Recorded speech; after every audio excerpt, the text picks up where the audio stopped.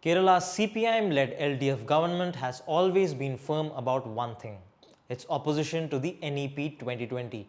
Chief Minister Pinarayi Vijayan's government has repeatedly called the NEP centralizing, exclusionary and part of an attempt to saffronize education. They have also been against the centre's PM SHRI scheme, launched in 2022 to upgrade over 14,000 schools across India, calling it a backdoor entry for the NEP. But here's the twist: Kerala has now quietly signed up for it. On October 16, K. Vasuki, Secretary of the General Education Department, signed an MOU with the centre to implement the PM SHRI scheme. The problem?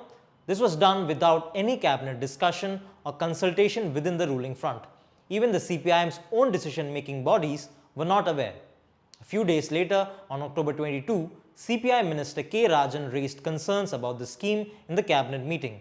But neither the CM nor Education Minister V. Shivankutti revealed that the agreement had already been prepared days earlier.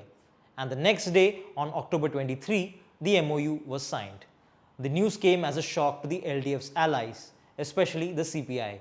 State Secretary Binoy Vishwam publicly questioned the move, asking what kind of government is this? He accused the CPIM of a secret policy reversal that undermined the left's national stance against the RSS's saffronization of education. He also called it a breach of coalition propriety and proof that collective responsibility had been ignored. Education Minister Shivankutti, however, defended the decision, calling it a pragmatic step to unlock over 1400 crore in pending education funds. He also met Binoy Vishwam personally to try and diffuse the anger. The Chief Minister met CPI State Secretary Binoy Vishwam earlier today in Alappuzha. However, the CPI is not ready to yield easily.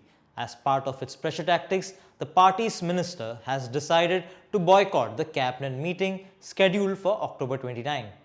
Now, with tensions high, the CPIM has gone into full damage control. CM Vijayan himself is leading the reconciliation efforts. The CPIM's position is that the agreement will stay, but implementation can wait.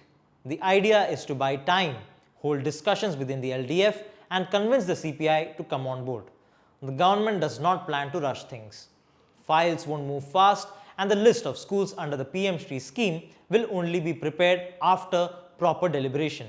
A subcommittee will study how the project can be implemented without hurting the state's interests or left principles. Still, it's a tricky situation. The CPIM knows that alienating the CPI or looking like it has bowed down to the centre could be politically damaging, especially with local body and assembly polls not far away. Reports say during the CPIM secretariat meeting itself, CM Vijayan even called Vishwam directly to explain the circumstances. The agreement is signed. The funds will flow soon. But for Kerala's left government, this is now a delicate balancing act, finding a way to accept the money without losing face or ideology.